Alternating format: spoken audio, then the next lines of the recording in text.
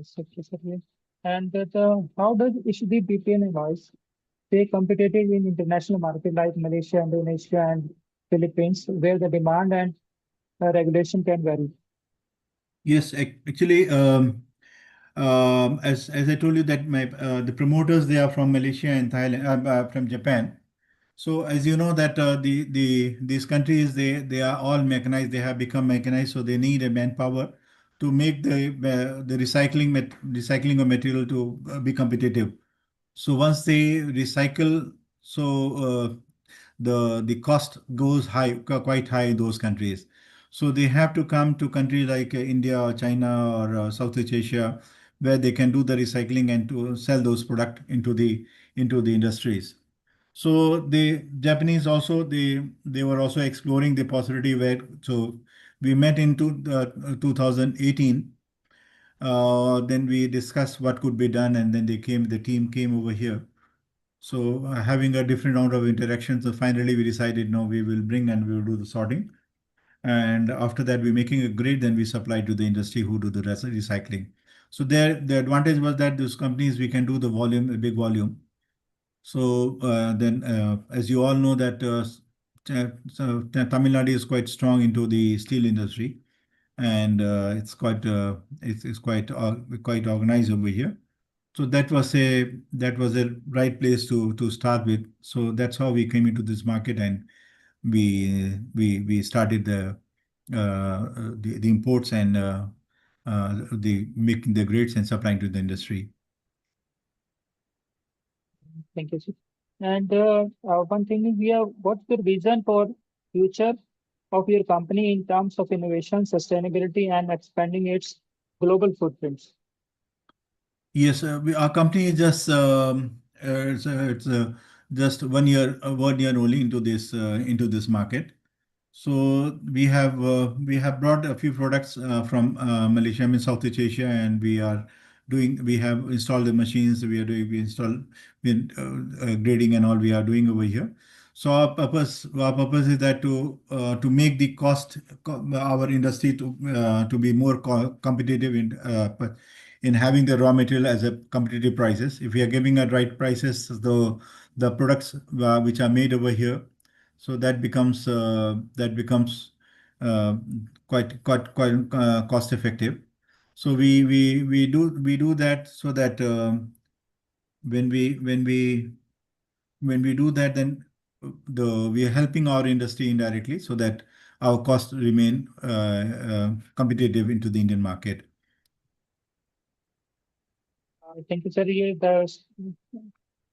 The question from students want to hear, as the successful industrialist, what skills or academic backgrounds do you look for in young graduate for interns joining your company?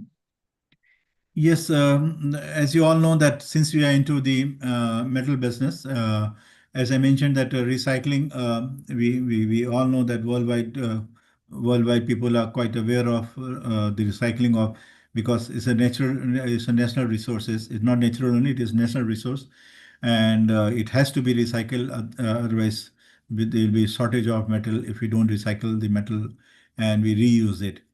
So that was that has motivated us. So the people who want to come into this trade, they should have some knowledge of metal and metallurgy. And if they go, I mean, as Dr. Singh has the institute and the people who can learn the commerce side as well. So though that goes hand in hand, and they can do good into this field. The opportunity is enormous because recycling metal awareness is quite big. A number of conferences happen worldwide, like every second or third month in US, Europe, Dubai, or right now in for your knowledge, Vietnam. There is a big conference on 7th and 8th. The people move around and go to conferences, meet the buyers and suppliers, and learning the metal. The first and foremost is that to have the basic knowledge of the metal and have some commerce background. So that goes hand in hand to understand, to know, and to interact with the people. And yes, after 1 year, once we complete a year or so, so people may come us for training as well, and they can learn from here, and then they can, a few of them who are really interested, they can join us as well. So that Yes, opportunity will certainly. always be open. Yes, That certainly. can be in touch And with that the institute, and yeah, then institute will guide them. my next question is that does HDBPRLI have any training program or internship opportunity for engineering or business students interested in metallurgy, trade, or manufacturing? Yes, the opportunity is there for them. Yes, so as I mentioned to you, the principals are there in Japan and Malaysia. So if anybody is keen to know, to learn about it, so I may organize some some program for them to send them to Japan or Malaysia, and to go and see the facilities over there, and to know how the things are happening over there. So that I can organize whosoever is keen to travel and to understand, to explore into this field. So yeah, the doors are open, are always open for them to learn from Chennai. As I mentioned, is still is at a beginning stage, so it's 1 year old only. So they may come anytime. Whosoever is interested, they may come. The doors are open to. They may come to the institute. Yeah, they can come anytime. But if they want to learn, really learn, so they can go and spend some time in Japan, Malaysia, or Southeast Asia, that I can facilitate to them, and I can organize for them. Yes, certainly. And yeah, what advice would you give to students looking to work in export-based manufacturing industry, especially those related to metal and metallurgy? Yes, no, very right question. Actually, there is very big scope for them. Actually, when I started my career in, 1989, when I started my business, so I used to see that people have very little knowledge about the export and import those days. People used to be very scared how to import and how to export. So the norms and all, they were very stringent those days. That the policies were all very. In 1991, during Narsinga Raw's time, that time a lot of doors were open for the licensing and all. What were a lot of norms? So there were a lot of licenses were required to import those products, but those all had been abolished, and the trade become very easy.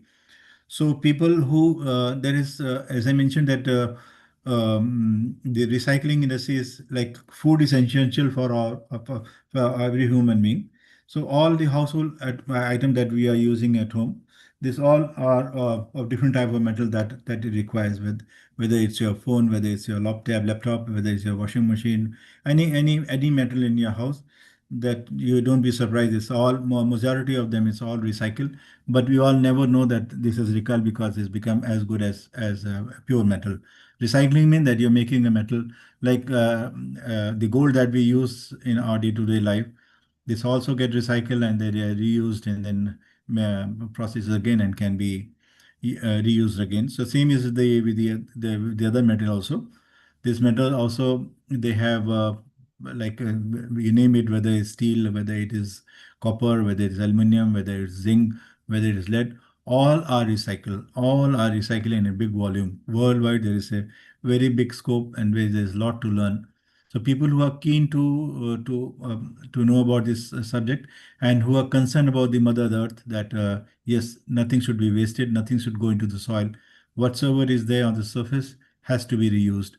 So as you know that even the plastic, our government is using for making the roads. I mean, they so that the product that we use, what they that are not reusable, so those should not go into the soil. That has to be brought into this recycling the circle, and that all the product which can be recycled, that should be recycled, and that nothing should go into the soil, that should not spoil the earth and the soil of our country. Right, Sarvesh. And in your opinion, how important are international experience such as study in abroad, foreign internship or training for students aspiring to global business careers? Yes. As you all know that nowadays that those are, I mean, there's a lot of information after the internet age. The children, they are quite aware, and every field has become so specialized that we all know that when we interact with different institutions. So we all know that what courses are available. It all depends on the individual what he or she is interested into, what careers he want to pursue, he or she want to pursue. Accordingly, they can choose the institute. And yes, as I mentioned to you, that this recycling industry is a huge market, and there is a very big scope, and it has to grow. And more and more, the government are getting concerned about the recycling, and then they are making more stringent laws so that the pollution factor that or the norms has to be adopted by the recycling industries, so that the people should not get affected with any sort of environment hazards. So those laws are quite stringent now, and people are following it also. So people has to learn about the environmental, the metallurgy, and the commerce side, and then yes, the basic knowledge about the subject is important, and then commerce, of course, is the guiding force that once they know the subject and then move forward with their commerce background. Sir, sir, yeah, one more question here. Would you like to consider mentoring or collaborating with the universities to build industry academic bridges, such as skill-based workshop or guest lecture in field of metal manufacturing and export? Yes, government is also quite, a lot of initiative has to be taken by the institute, because many times we have to propose to the government what new that the institution can do to help the government and to help the country. So those things that helps when people when we interact with the government, with the different institution of the government body. So that helps to know where the what are those areas and how the government is helping, and how where government can help. So those areas, yes, it's quite useful. So unless we and as you all know that any institution or any arrangement has to be done on a bigger level. The without help of the government is not possible, because that much of funding is at a individual capacity for the well-being of the own people. So that government's involvement is there. So the proposal has to be given by the institutions. The institution gives a proper comes up with the proper proposal, and then for the betterment of our people. So this could help those students and the institute and the country as well. But yes, there is a very big scope worldwide. Yes. Yes, sir. Yes. Sir, the motivational questions some we have here. Looking back over 30 plus year in business, what would you say was your most defined moment, and how did it change your outlook on success? Yes. um, Uh, just for knowledge of everyone, when I came back from my spending my 7 years into overseas market, when I decided I have to go back to India and I have to start it again. So it was rather starting from scratch, because that time I was not doing any business with India. I was mostly doing with Canada, Europe, US, Singapore, Malaysia, Philippines. So, and within those countries only I was doing the business.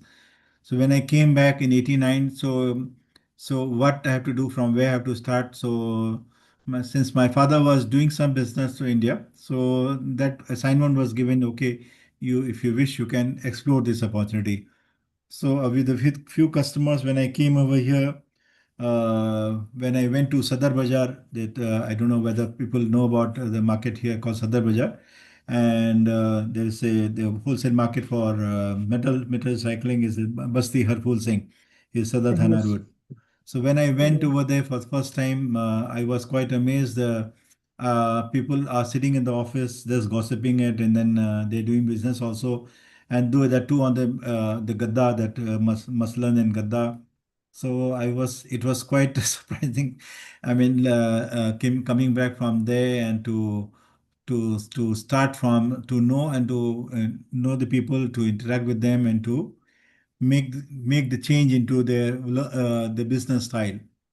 So I almost then when I came here, then I knew that I have to slow down now. I cannot work at this pace of Japanese way. So I have to, being India, I have to make my space. So 3 months I made myself to slow down, to understand. I started going by DTC bus. I asked to start taking by auto. So going to the market, meeting. So starting from BMW and Toyota and all those cars, those high-speed cars, those that were not available those days in India. So I forgot everything and I started from scratch. So that was a big turn change for my working, and I accepted that challenge, and that was quite a wonderful experience. And within, as I mentioned, 2 years time, I made it happen. That business and turned around. I achieved that goal that whatever was given to me. So that was a Uh, quite satisfying moment for me. That was my beginning in India, and that gave me the strength. Yes, something can be done, and India, our motherland. Yes, the opportunities are there. Only thing that we have to know how to do it, and how what role I can play into making other people to understand it, and then to make it work systematically, so that we can do the business in a more organized way. yeah, too, Sir. Sir, um, for young aspiring entrepreneur in small town, what would be your message about taking risk and venturing into business in today's global market?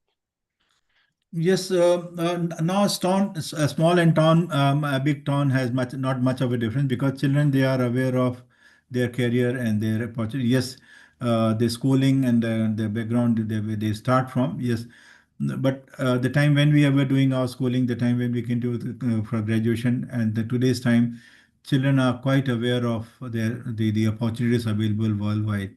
So some motivation. I mean, of course, every child, every human being has their own destiny that guides and that gives an opportunity. So we have to catch those vibes, what is suitable for him, or what opportunity God wishes him to, he or she, that those opportunity as signals we get, we have to catch that, and whatever we are good into it, whatever subject we are good into it, we should apply our skill, our knowledge.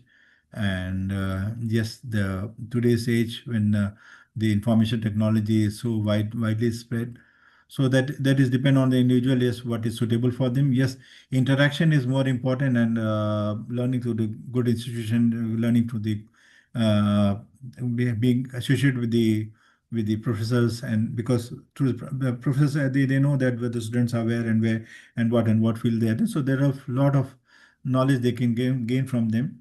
And once they come into once they decide, yes, this is what they feel, they are going to go into it. So likewise, they can move on, and small and big city and worldwide, there is no limitation. A person has the ability and has the zeal to do it. Yes, nothing can stop him or her. Yes, that's true, Sir. Sir, in challenging type like economic downturn, competition, how do you stay motivated and lead your team with confidence and clarity? Say it again. What do you say? Yeah, in the challenging time like economic downturn or competition, how do you stay motivated and lead your team with confidence and clarity? Yes. See, when we do business, there are always ups and downs. Actually, the people who start the career initially, they have not to go into that stress. When they grow up, and when they take the senior position, then the pressure of managing the thing cost effectively, that where the challenges comes up. So when they are young, when they have to learn, so their more focus should be on learning, and economics comes later. Because if they get stressed up, this is not going good, that is not going good. See, not in worldwide, when you do talk about business, it is nothing smooth, it is nothing it automate. It all has to be with all the challenges we have to accept. When you grow up over the time, where whichever field you are into, whether you are in academics, whether you are in business, whether you are in any sort of career, so that challenges comes, that we have to accept it, and we have to move forward. So economics, yes, that economics, yes, it matters, of course, to any industry. But for the beginners, the more important is to learn the subject, and to be focused what they want to pursue in their career. So once they learn and they come to that stage, and when they come to senior position, yes, that the economics. Then gradually that everything side by side when they do, the seniors there are there. They learn from them. They learn from their experience. So that helps. But nothing from day one. We cannot become with a fixed mind. Yes, this can do. This cannot do. Yes, the challenge comes up. We have to accept it. We have to move forward. Yeah, certainly, sir. Yeah. Uh, how do you define success now compared to when you first started, and what keep you grounded despite your achievements?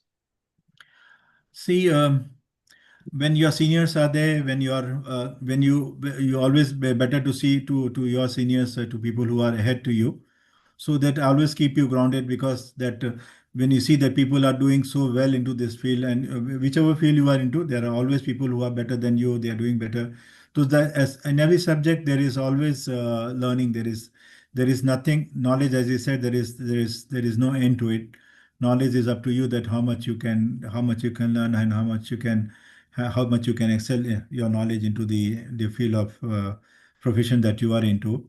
So that keeps you motivated. But we have not to be we have to be uh, honest to ourselves, and to be to whomsoever we have learned, whomsoever have who has guided us. We always should have so it is not that I only did it. It is my many mentors were there in my life, who has shaped my life. I should be grateful to them. So whatever I am, yes, it is their blessings and their teaching. And whatever I could do, I can pass on to my new generation. Yes, I love to do. Whosoever is interested in this field, anytime they are welcome. They can and any guidance they need, any knowledge they need. The doors are always open. So that keeping grounded is, yes, of course. Uh, like Dr. Ajay is doing. Yes, you should get associated with some institution which keep your mind focused. You should not. So those things help. The spirituality also makes a lot of difference in your career. The spiritual journey should go side by side with your the field of business career that you're doing. So that keep your mind focused, and you keep that the journey of your life, whatever you are into, that make you to motivated always to give more to the world, whatever you have learned from the world. Yes, sir. Yeah, sir. The last question is, we have taken you too much time here. What role has personal discipline, continuous learning, and adaptability play in your long-term success? And how can young professionals embody these values? See, every human being has to decide his or her goal, and field of business or field of career, whatsoever he or she want to do. So that is all individual approach. There is no fixed rule for that applies on everyone. So every God has made everyone different, and with something different in everyone, that he or she can do better than others. So nobody is perfect in one subject. Can be good in one subject, but cannot go good in all the subject. So we all learn from each other, and we work hand in hand. We're learning from each other and moving forward. That is the right philosophy of life. Yes, sir. Thank you very much, sir. Yeah. Thanks for your precious time, and I'm forwarding over to Mr. Ajay Singh, sir. Professor Ajay. Okay. Thank you, Nareji. Thanks for being so Thank you. valuable. Thank you. Yeah, Mr. Ajay. Professor Ajay, he'll come. Yeah, Ashita madam. Yeah, now I would like to hand over the session to Yes. Akshita for to Okay. deliver vote of thanks. Akshita? I would like to wind up this session by giving vote of thanks. It is my privilege to deliver this vote of thanks on the behalf of DSPSR family. Our heartfelt thanks to our esteemed guest, Mr. J. Narayan sir. Your session was very interactive and informative. Your valuable insight will definitely guide many of our young generation for future leaders of our country. It was really a very inspiring session for everyone present here. A special thanks to Mr. Naresh Kapoor, sir. His excellent role as a moderator, your thoughtful question and seamless flow kept this session engaging and well connected. Your efforts added great value to the interaction. We thank Thank Mr. Sorry. We thank Mr. Dayan Chauhan, sir, to keep this session interactive and helping us utilize our time. Thank you so much, sir. And I would like to thanks my sincere heartfelt thanks to our respected president, sir, Professor Ajay Kumar Singh, for his visionary leadership and for launching this unique concept of leadership development program at DSPSR. And thank you all for being the participants, being with us, for your interactive engagement. Your presence and enthusiasm made this session truly interactive and meaningful. At the last but not the least, heartfelt thanks to the organization and IT team for their hard work and being the scene and working behind the scenes as a silent motivator and making this event successful. Thank you again. Thank you to everyone. Wish you a very happy, healthy, and blessed life. Thank you so much, sir. Thank you. Thank you, madam. Sorry once again to all the delegates. Yeah, Thank you. for being late today and No, that's all right. connected. That's all right. Sorry. We will Yeah. figure out how to have your Yes. face on this in the Yes. YouTube. It has already gone, but we will try to modify Thank how you very we much. can Thank you. handle that. Thank you very much. Thanks again, Dr. Ajay. Thank you. Thank you for joining. Thank you. Thanks again. Sorry Thanks for for all giving the trouble. opportunity, giving for the No opportunity. problem. Thank you, interacting with you. Namaste. Thank you.